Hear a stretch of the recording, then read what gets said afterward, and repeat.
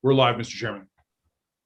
Good morning, everybody. My name is Ben Chandler. I'm the chair of the Kentucky State Board of Elections, and I welcome everybody to the March 16th meeting of the State Board of Elections.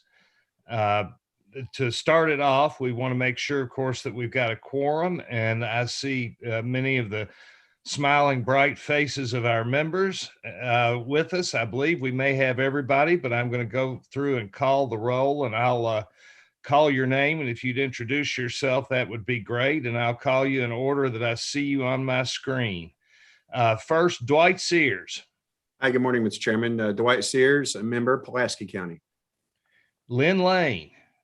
Good morning, Mr. Chairman. Lynn Lane, retired county clerk, Ballard County, member. Jerry Johnson. Good morning. Jerry Johnson, Franklin County member. Corey Skolnick. Morning, Mr. Chairman. Corey Skolnick, member, Jefferson County.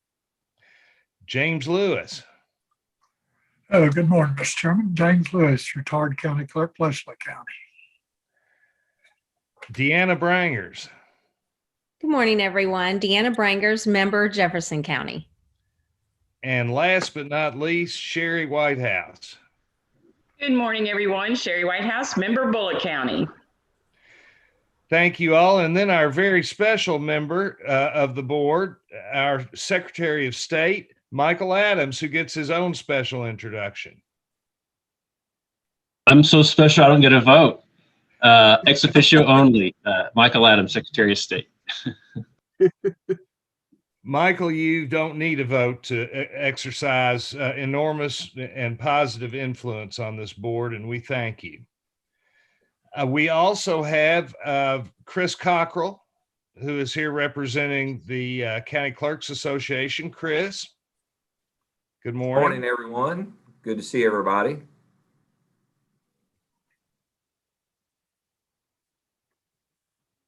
Did I lose you? You all are going to have to bear with me a little bit. If you lose me, I'm getting this sign on my computer that says my internet cable is unstable, or my internet connection. We can hear you, Ben. Can you hear us? Can you all hear me? Yes. Yes. Can you guys hear me? Yes. No, I can't see you. I can hear and I can see you. And now you're froze up. And then we can hang on one second if you would. Can you all hear me? Yes. Yes.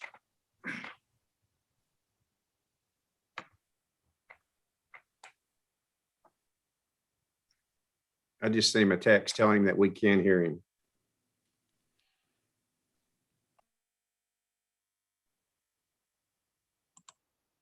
I just asked him a text right now. Hang on a second if you would.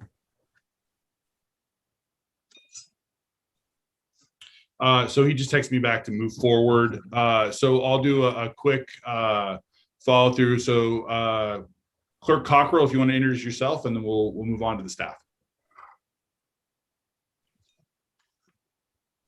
Morning, everyone. Chris Cockrell, Montgomery County Clerk and current KCCA President. Good to see everybody. Thank you so much. On the call with us is also Sheila Walker, our board secretary, Taylor Brown, our general counsel. Karen, you want to introduce yourself as well? Karen Sellers, assistant director. And last but not least, Rachel Pointer, who is our management officer for our finances. And I see that we have Chairman Chandler back on. Chairman Chandler, can you hear us? I can, and I'm sorry about that. You know, there's no accounting for this internet situation sometimes, but thank you all for your patience. Did you introduce everybody, Jared? I did, except for myself, Jared Deering, Executive Director. Okay. Now we're good. Very good. Well, let's move on to the agenda. First on the agenda is the reading of the February 16th, 2021 minutes. And I will be more than happy to accept a motion to approve those. Anybody?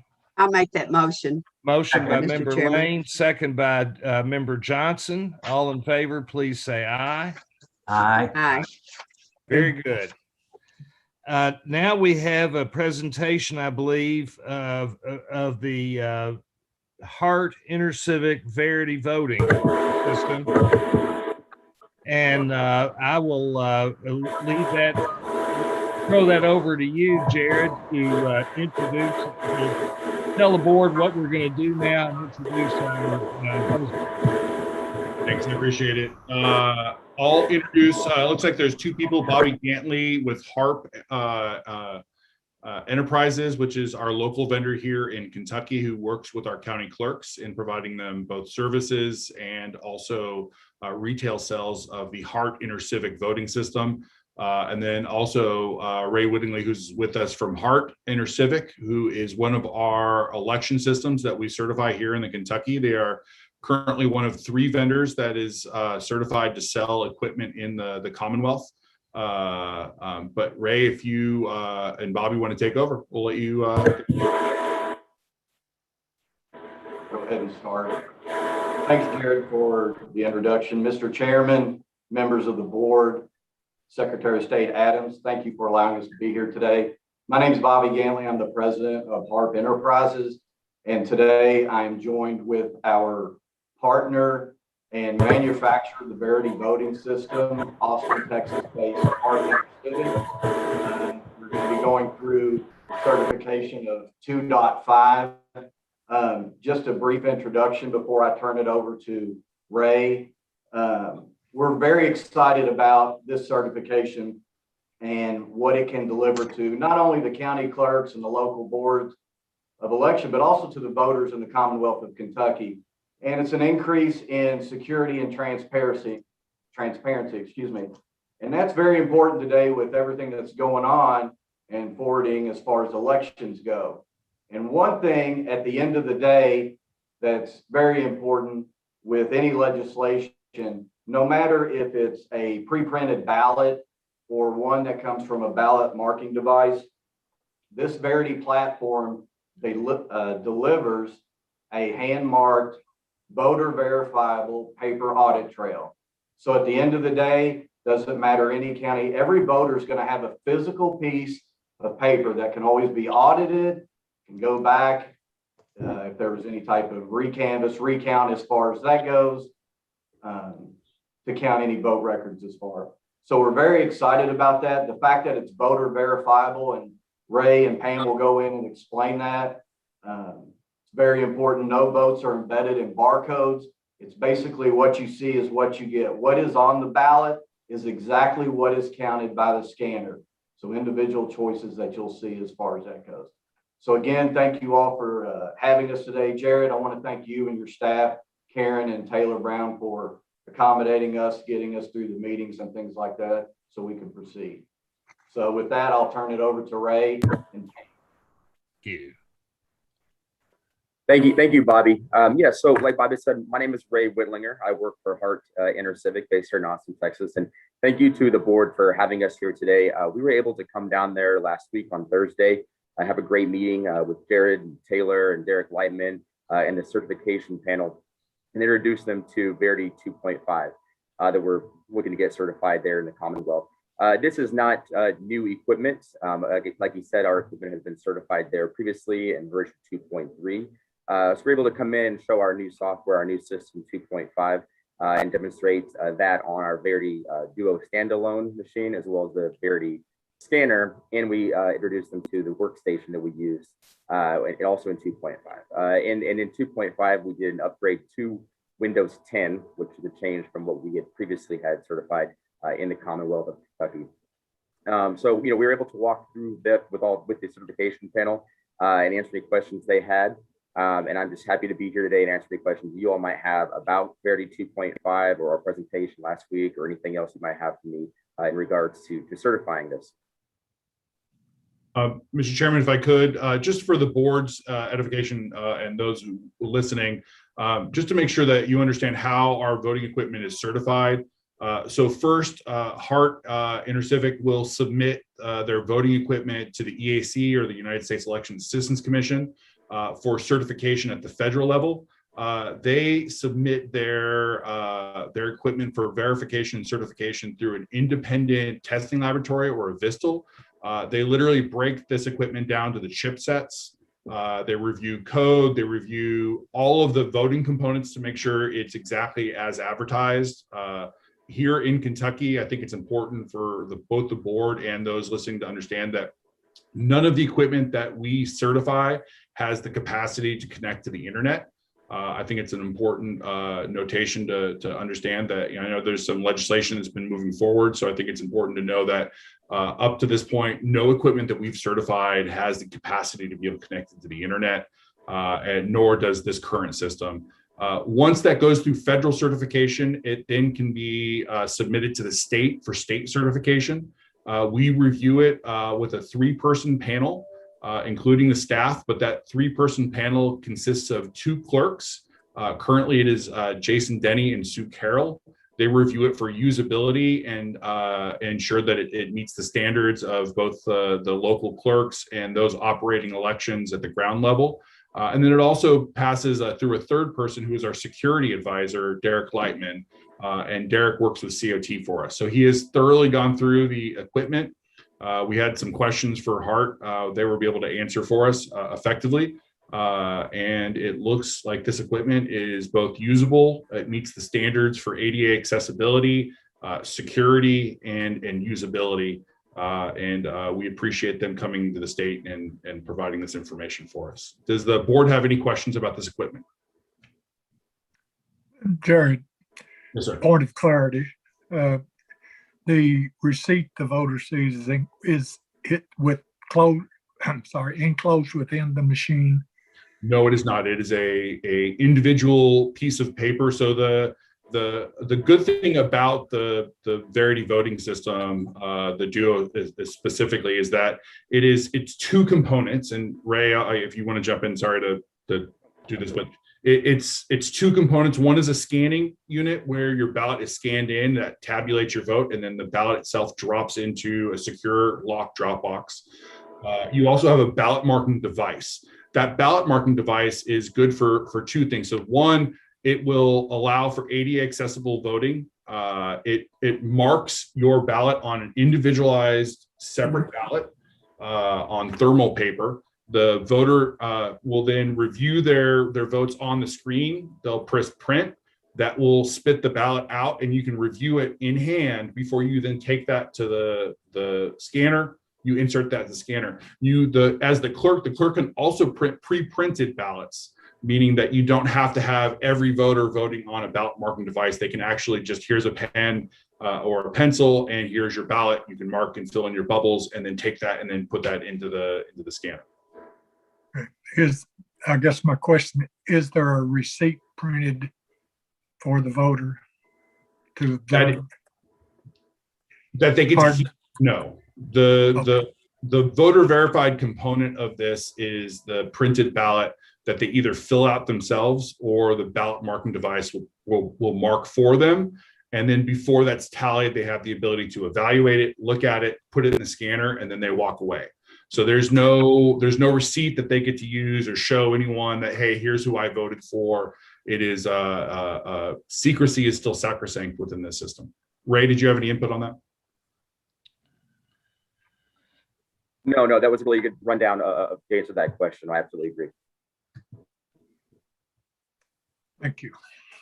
Anybody else have any questions? I think it should give everybody a great deal of comfort to know that this has been through several different processes. Experts have looked at it very closely on lots of different levels. And I can tell you that certainly gives me a great deal of comfort in being able to vote to certify this system. Any other questions? Any other comments? All right. I suppose we need to proceed to a vote. Jared? Yes, if a motion to certify Verity Voting System 2.5 and a vote on that would be. That's what we'll ask for. Do we have a motion to certify this system? So moved. We do. Second, Was that Jerry?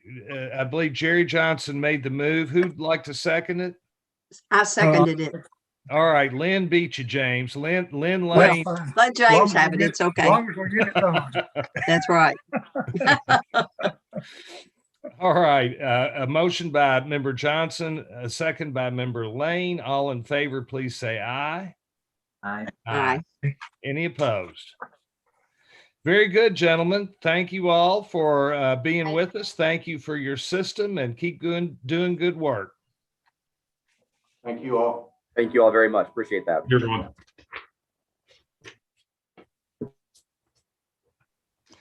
All right. Next, we come to the ratification of county board election replacements, and it looks like we only got one this month, and that is from Muhlenberg County. Jared, would you like to explain that one for us? Yeah, so we received a notice of resignation for their previous board member. This is the member serving as a Republican for Muhlenberg. This is actually not a ratification, but rather just an approval. We have not approved it at the staff level yet, but per our historical standard, we take the name from the top of the list, which will be a Ryan Driscoll, Republican from Muhlenberg. All right. Do I have a motion to approve Mr. Driscoll in Muhlenberg County? Motion to accept. So moved. That was motion by member Sears and a second by, was that you, Sherry? Who made that second? I think it was Deanna. Was it Deanna? I Yeah. can second it. I All second right, it. well, I'm going to give it to you, Sherry, since I thought you were the one I heard. Okay, motion by member Sears, second by member Whitehouse. All in favor, please say aye. Aye. Aye. Any opposed? Very good. Motion passes. We'll now move on to our financial report. Rachel Pointer, you're with us there. I saw a couple of dogs behind you. Yep. Sorry about that. If I go on mute, it's the neighbor is decided today was a good day to jackhammer. So that's fun. Good morning to everybody. On page 9 of your board book is our general operating expenses that we pay out of our general fund. They are, as I thought they would be after the election, we're starting to even out and get a truer picture of what we're spending in general overhead. And so I expect that number to stay consistent throughout the rest of the year. No big news there in the month of February. The page 10 is page 10. I did split out the grants. So Deanna.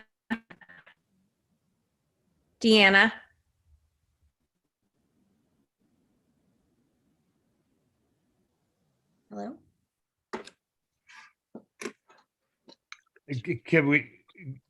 Are you there, Rachel? I'm here. Sorry. It would cut out for a minute. So I want to make sure I was still on. You're on, I believe. I can hear you anyway. Okay, perfect. Page 10 on the board book is the breakdown of the HAVA Title I grant. We split this out into individual pages just so that it would be a little more legible for everyone than trying to split all those numbers on one page. This hasn't changed. It only changed by our COT help desk charge, so not much change there from last month. Page 11 is our 2018 security grant. We did have a couple of payments here, mostly for IT contractor payments and a 10X charge for the general election. And then the next page is just the remaining balance on our 2020 security grant. So there was no change there. The next page is going to be what is left that is going to be required for our CARES grant that was given to us by the Election Assistance Commission. we did make some payments towards this for our state match. So currently our state match is only going to be required at the $34,478.65. So we fully anticipate to have the CARES state match portion paid to EAC by the end of this fiscal year. So by the end of June, that should be complete. We also are seeing these numbers on the right-hand side of this, they will fluctuate in the remaining months of the fiscal year. We are receiving unused CARES money. Counties are returning their unused CARES money to us, so those numbers will fluctuate as we continue. We don't have an estimate of how much we will receive. Some counties had no remaining funds, some counties had a little bit, and some had more than others. So those will change as we continue to go on through FY21. Page 14 is just a list of individual transactions that were charged to the Coronavirus Relief Fund. And we still have a few remaining charges that we expect to hit on that. So no real change. Basically just our data storage is a big one on that. The next page is just a summary page of the remaining balances in all of our grants. And then the last two pages are the interest statements on all of the interest-bearing accounts for our federal and restricted funds. So no major changes this month, just whittling away at the state match for CARES Act. And that's pretty much the biggest change for us at this point. Does anybody have any questions? Questions? Sure. Member Johnson.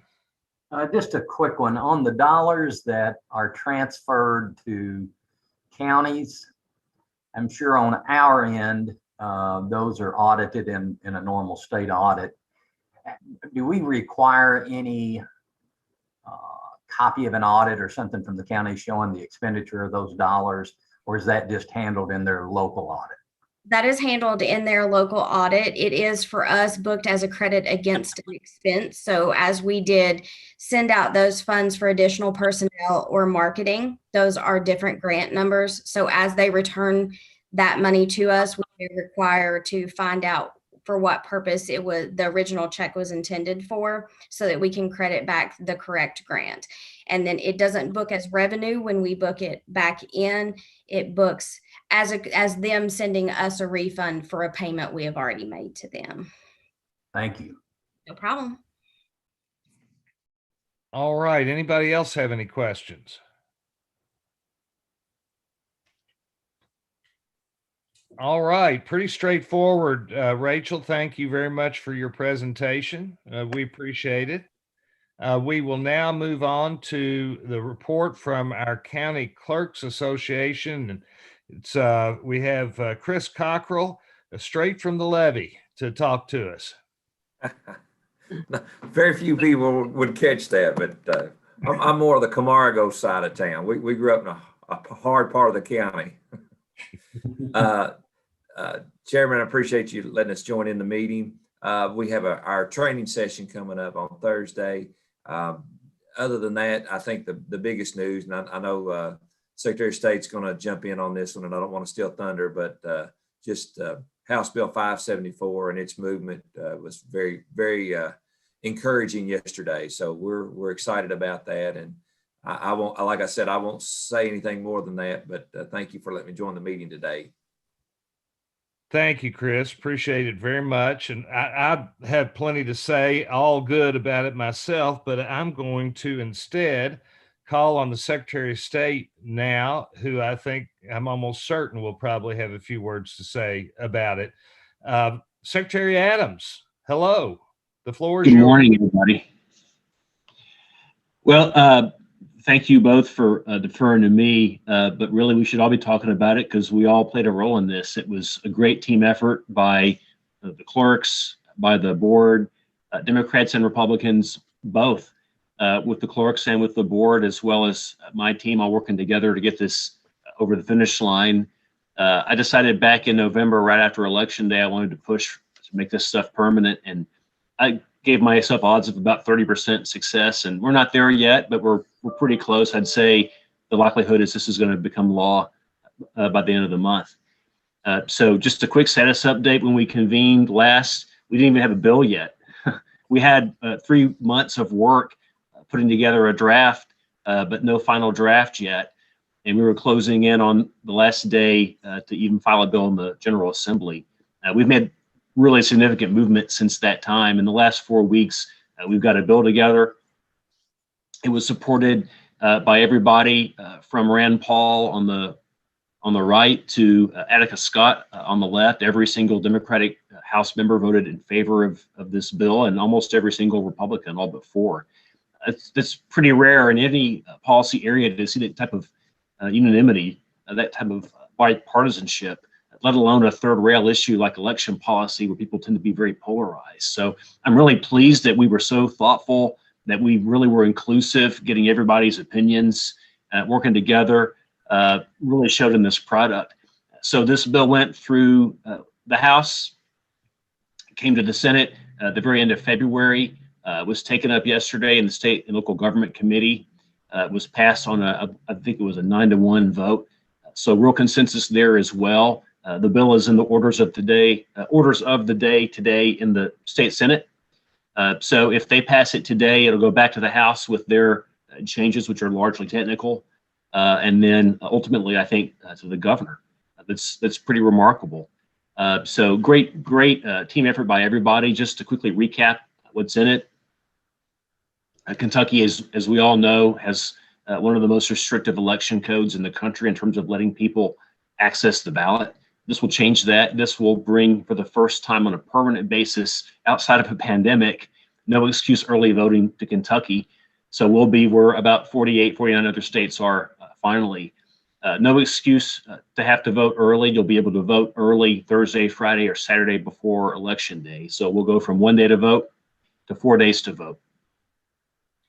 We permit, we don't require, but we in this bill permit vote centers, permit countywide voting locations, or any voter in the county can go vote regardless of precinct. I like to tell people vote suppression is a real thing, but the way I've seen most voters suppressed in my lifetime is by they just go to the wrong precinct. There's no intent there to keep people from voting, but not every voter is like all of us that goes and votes religiously every election day. A lot of voters, maybe the majority, are occasional voters, and they don't always know their precinct. Sometimes their precinct gets moved. This helps capture those voters and gives them a convenient place where they know they can vote. But it's also good for the counties to be able to consolidate some of these locations into a centralized place that's more convenient for their voters anyway, and means they can buy fewer machines and have fewer poll workers for the same throughput of voters, which is good for everybody, very efficient. This also keeps the absentee ballot request portal. Whether you're someone who wants more access for voters, or you're someone who wants more security on the system, or hopefully you're someone who wants both, like I think we all do, this is really good news. This is one of the most significant reforms we've ever made in our law, because it finally cuts out the middleman, letting voters go directly to request their absentee ballot in a very time-efficient way, but also lets the voter and us track that ballot and make sure that there's no lost or stolen absentee ballots. We finally have transparency in this system, which is really important, both for the voters' experience and for our responsibilities and just for public confidence. It also keeps the cure process that worked so well last year, where we don't let voters accidentally disenfranchise themselves because their signatures have changed over the course of their lives from when they signed their voter registration card. Those are all really, really significant reforms. Last year was a pilot project for them. We did those things through administrative regulation and executive order. Those things have all expired. So now the legislature was needed to be brought in to ratify those things and make them permanent, and they're very close to doing so. The last 3 quick points. This gives us a bit more leeway to get our voter rolls back into compliance.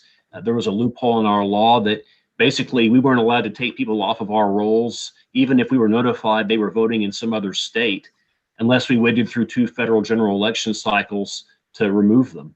The federal law lets us go further than that, but our state law wasn't quite as as tight as the federal law. So this closes that loophole. We don't want to purge anybody. We want to let everybody vote. But if you're voting in some other state because you've moved, you shouldn't be voting here. It's just fairness. You just get one vote. This also moves us toward paper ballots universally. It doesn't require any sort of mandate making counties go out and buy new equipment today or tomorrow or a year from now or 10 years from now. But it does say that when they do ultimately upgrade their equipment, we want them to purchase equipment that's capable of producing a voter verified audit trail. And in English, that functionally is going to mean either paper ballots that a voter fills out or paper ballots that a voter prints out on an electronic machine to review before casting it. This gives us the benefit of a quick count with paper ballots that are counted electronically, all the benefit of electronics, but also the security of a paper trail in case there are concerns. That's the one issue I found that I've never met anyone who disagrees with me on. There's lots of things to disagree about in election policy, but everybody has more trust in a paper ballot-based system than electronic machines. It's just a fact. And finally, this also closes an additional loophole. Our law has never allowed for ballot harvesting, but there's never been any way to actually enforce it, any sort of actual express prohibition on it or penalty. And so this actually gives us the ability to address that by statute. Again, this is a bill that went through the House 93-4. Every Democrat voted for it. Almost every Republican voted for it, all but 4.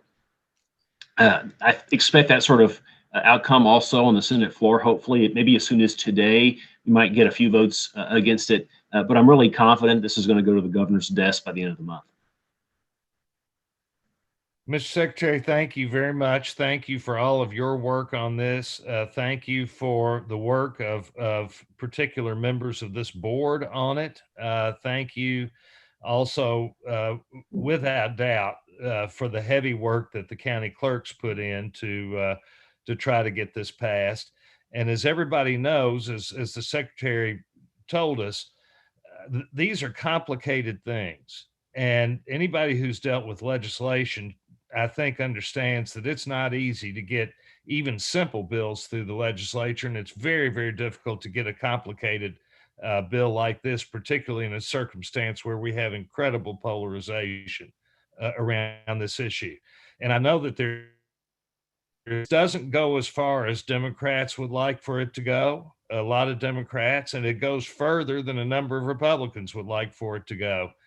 But the fact that both sides can agree to it is really a remarkable thing, and they both sides see in it progress, and that's something to celebrate. So thank you all very, very much. Can I just, I'm sorry, just one more point, I'm just bursting with pride on this. My phone's been ringing off the hook from national media asking how did Kentucky do something so different? We've seen in some other states a movement toward making it harder to vote. Kentucky's really the outlier. My expectation is we're going to be the only Southern state, the only Republican state that's actually making voting easier for our voters. And the Beltway in New York, the country, the rest of our country they're paying attention to us. And Kentucky was an administrative success last year, thanks to the work of this board and our clerks. And now we're actually a policy success and a moral success compared to some other places in our country. Well said. We're riding a winning streak. Very, very good. Chairman, can I just interject? Mr. Cockrell. I just think it's notable that we need to recognize Representative Decker, who sponsored this bill, and James Tipton and Branscombe and the work that they put on and how hard they fought that, and the bill writer themselves. I mean, they really produced something very, very special, and they worked very hard. So I just would like to thank them for what they've done. Well, thank you for that. And I think we'd all like to give a particular shout out to Representative Branscombe, because he is a former board member and he is one of us. So we appreciate very much the work that he and his colleagues have put in on this. Thank you. Anybody else have any comments on this subject? All right. Thank you very much. We will move on to the report from our executive director, Mr. Deering. Thank you, Chairman. So I'd like to start one The secretary did a wonderful job kind of going through a lot of the things that were in the bill. There are only 2 points that I'd like to bring up that are specific to the board to inform the board members on. One, I'd like to also congratulate the secretary and the Clerks Association for their work on this bill. It is an incredible task that they lifted jointly together, and I appreciate both of them and the work that they've done in service to this bill, including Representatives Decker, Tipton, and Branscombe. I will note that it is, someone asked me from out of state how Kentucky was being successful with this legislation. And I think the thing that differentiates it from every other state is that primarily this legislation is being driven by elections administrators. The Secretary of State, the county clerks, the state board have all had a significant ability to voice their concerns and make sure that everything is mechanically correct with this legislation. And I think that shows in both the effort and work provided by this cohort of individuals, but also the end product of what we have coming out.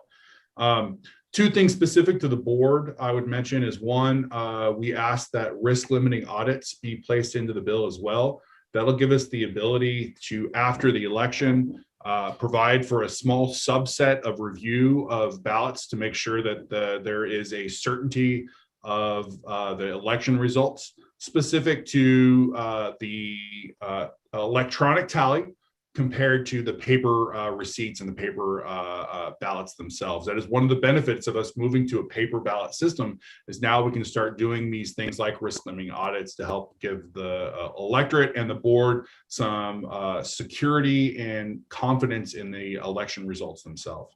So that's one. Two is we also asked the legislature to address our ability to charge vendors for certifying our election equipment. That original cost was $500. So what we just did a few minutes ago in certifying the Heart Verity system, we charged $500 for that process. That price was set in 1982, and obviously some things have changed since then. But this will allow us to be able to start to implement other security features and update a lot of our certification process. It's a thorough process as it currently is, but we can always do a little bit better, and the ability to charge the vendors what it costs us. So not making a profit, but rather just what it costs us will allow us to continue to innovate and create more process in securing our systems as we certify them. Those are the two points, but again, I can't thank the secretary enough. I can't thank Chris Cockrell and the association enough, and their amazing work throughout this process, and their ability to work cohesively as a unit has been really, really encouraging. I would also like to let you know that the Eaves Report is the every 2 years, the federal government requires us to submit data on federal elections. It is a very arduous process. It's thousands of data points that we have to enter in and collect data from both the Clerks Association, state figures, internal figures from the State Board of Elections voter registration system. And I'd like to greatly thank the staff. Karen, Taylor, Rachel, the IT staff have all chipped in to make this a very effective process this year. And then finally, I'd like to thank the secretary and his staff for helping us with that at the end. The secretary is required to sign off on this. So we'd like to just thank him again for his work with that. So we appreciate that. There is one thing I'd like to move, the one last thing. Alan has a video I'd like to play. Alan, if you can get that ready in a second, just to give a primer on this. So now that we're in an off year, the board is going to turn to a lot of our internal processes and evaluate some of the structures that we have and how we can improve upon election systems here at the State Board of Elections and our systems specifically. But we're also going to start working on more voting education projects. And this is one of our first. So we'll be putting this on our website relatively soon here. It is a video explaining to voters how voter ID laws have changed and what is required of them as they go to vote in the upcoming election. Secretary Adams did a great job putting this bill through. That was a bill that took into consideration a lot of different factors and considerations. And so from the state board's perspective, we want to make sure that voters have a good understanding of what that looks like and how they can access the vote. So Alan, If you're ready, it's a 2-minute video, and then we'll conclude after that's done.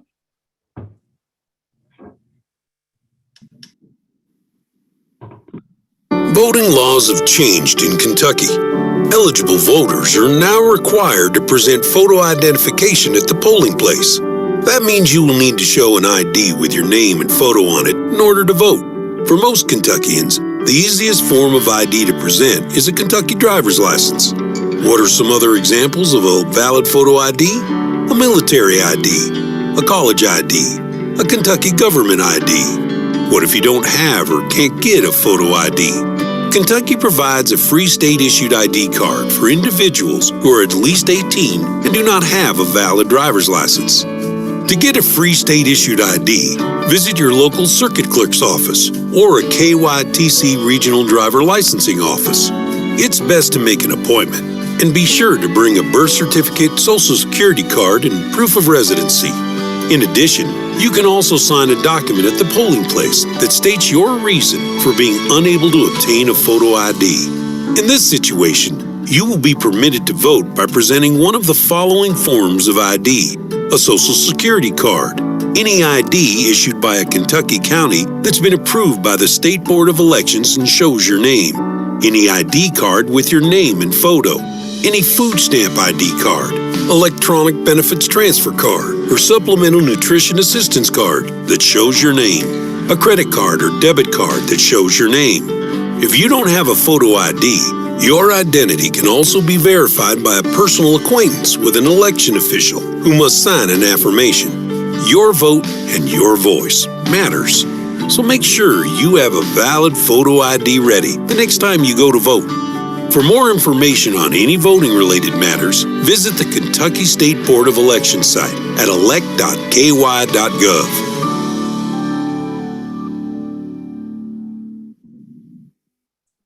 Thanks, Alan. Appreciate that. So that is a 2-minute version of that informational commercial. We can also cut that down. I'd like to thank our partners at Red 7E who helped us in developing that. But the good thing about that is that we can post that. It has a lot of really good information on it, simple to see and understand. And if need be, we can always cut that into a smaller version that if we wanted to run radio spots or TV ads in the future, we could do that. So any questions? Hey, just real fast, if House Bill 574 passes, do we think we'll do a similar video about some of those changes? Yeah, at least the early voting part of it. Well, so it's interesting that you say that. I would love to be able to do that. I think it's something that we'll work on internally. We'll work with you as well in your office and your staff. One of my concerns I have right now is so obviously this session has been a little different. It's been a little hurried and a lot of things have been going through in a short period of time. One of the things that was just released this last weekend was our budget. Our evaluation is that it looks like the State Board of Elections budget was cut by $300,000 for next year. I think there is some confusion that because we're in an off year that the State Board does less. We have less pass-through money that we give to the counties, but our internal office runs exactly the same way. So my concern is with that budget cut, what that might cut is some of our ability to do some of these extra things like voter education. So we might rely on you and your staff in helping us with that. Obviously, I know your budget's also very tight, but I think when there's a will, there's a way. So we'll make something work. My hope is we can get that $300,000 reinstated into the budget. It's important for us to be able to maintain security of our systems, to pay for data storage, to pay for staff. So it's hoping that's something we can rectify. But if not, I think that's one of the things that I wanted to notify the board of is that cut in our budget. But to answer your question, Secretary, I think it's something we would love to work with you on as we move forward. Okay, thanks. Any other questions for the director? All righty, we move on to other business. Does anybody have any other business that they'd like to bring forward? Hearing none, we now need to go into executive session to talk about some pending litigation. We will leave the public part of this meeting temporarily, and we will come back afterwards to set the date for our April meeting and adjourn. With that, do I have a motion to move into executive session? So So moved. moved. Motion by Member Skolnick and second by Member Lewis. All in favor, please say aye. Aye. Aye. Very good.